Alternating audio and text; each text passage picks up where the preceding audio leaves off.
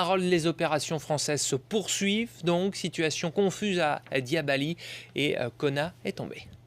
Oui, alors voici ce que l'on voit déjà, l'opération Serval. Faisons un petit survol général avant d'aller dans le détail.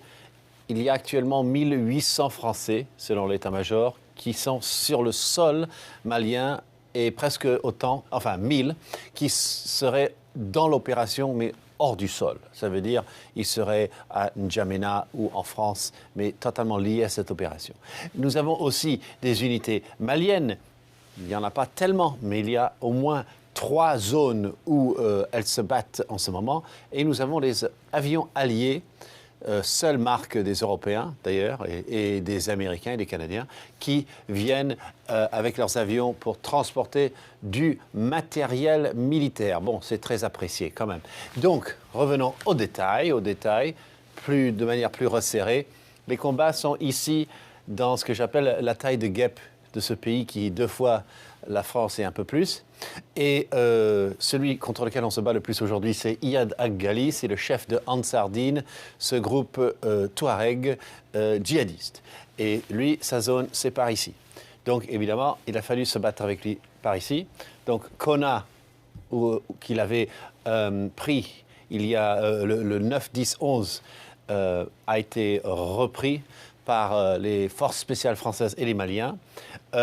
Et maintenant, c'est à Diabali qu'on se bat. Alors, on bombarde tout autour de Diabali, mais dans Diabali, l'ennemi s'est un peu volatilisé et fondu dans la population, donc on n'ose pas bombarder et on n'est pas encore entré physiquement. Donc ces combats sont des frappes aériennes, bien sûr, par les Rafales et les Mirages français. Il y a des forces spéciales françaises qui sont à l'avant et même bien au-delà, mais on ne communique pas là-dessus à l'état-major. Vous avez les forces maliennes dont je vous parlais, les 3 poches qui fonctionnent encore et se battent encore. Et puis vous avez les forces classiques qui se massent ici dans la citadelle française de Marcala. Là, il y a des soldats qui sont venus de France, qui sont venus du Gabon et qui sont venus de Côte d'Ivoire avec leurs blindés.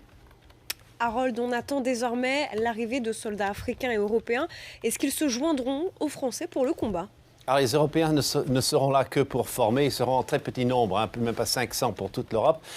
Les Africains, eux, ils viendront en beaucoup plus grand nombre. Et il y en a déjà qui sont venus, quelques centaines sont déjà à Bamako et ça devrait monter à 5500. Mais bizarrerie de tout cela, auquel on ne peut pas tout à fait croire les yeux fermés, c'est qu'ils ne seront que des formateurs. Mais bon, ils sont venus pour former, ils sont donc à Bamako. Et le Nigeria commande et aura le gros lot de ces groupes de forces africaines. Merci à vous, Harold Iman, spécialiste géopolitique sur BFM TV.